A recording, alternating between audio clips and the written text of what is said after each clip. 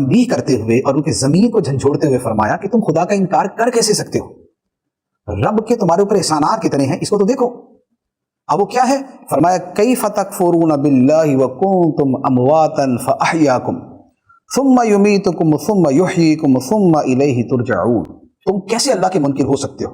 حالانکہ تم مردہ تھے تو اس نے تمہیں پیدا کیا، پھر وہ تمہیں موت دے گا، پھر تمہیں زندہ کرے گا، پھر اسی کی طرف تمہیں لوٹایا جائے گا۔